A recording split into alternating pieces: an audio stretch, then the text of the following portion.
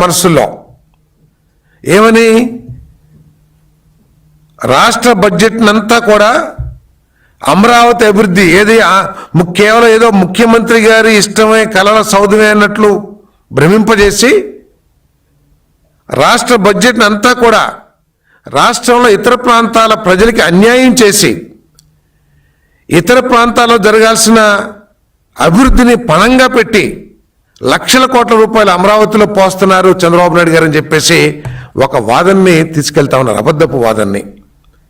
నేను అడుగుతా ఉన్నాను, జగన్మోహన్ రెడ్డి గారు మీకు పరిపాలనా దక్షత లేదు కాబట్టి, పరిపాలన అనుభవం లేదు కాబట్టి, మీరు కేవలం అహంకారంతో పనిచేస్తారు కాబట్టి ఉన్న మార్గాలను ఎప్పుడు కూడా పరిశీలించరు. ఇది ఒక సెల్ఫ్ ఫైనాన్స్ ప్రాజెక్ట్ అనేది చాలాసార్లు చంద్రబాబు నాయుడు గారు చెప్పిన విషయాన్ని మీరు కనీసం మీరు చర్చించి కానీ తర్కించడం కానీ చేశారా అని చెప్పేసి మనం చేస్తాను. రాజధాని ఎందుకు అని అంటాడు.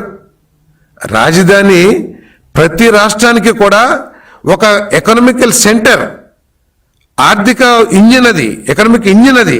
ఈరోజు మనం తీసుకుంటే అనేక రాష్ట్రాలను తీసుకుంటే వెస్ట్ బెంగాల్ బడ్జెట్లో కోల్కతా ఆదాయం 76%. అంటే కోల్కతాలో వచ్చిన ఆదాయాన్ని రాష్ట్ర అభివృద్ధికి, రాష్ట్రంలో మిగిలిన జిల్లాల అభివృద్ధి కోసం, రాష్ట్రంలో సంక్షేమ కార్యక్రమాల కోసం ఖర్చు పెడుతుంది వెస్ట్ బెంగాల్ ప్రభుత్వం.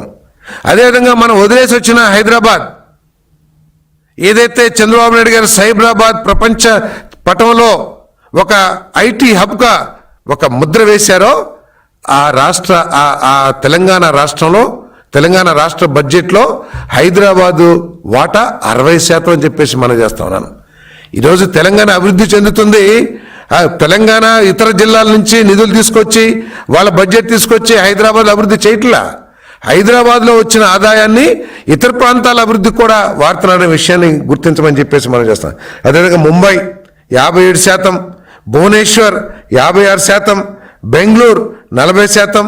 ఈ విధంగా రాష్ట్ర బడ్జెట్లో దాదాపు సగానికి పైగా బడ్జెట్ ఆ రాష్ట్ర రాజధాని నుంచి వస్తున్న విషయాన్ని మీరు ఎందుకు గుర్తించలేకపోతున్నారు?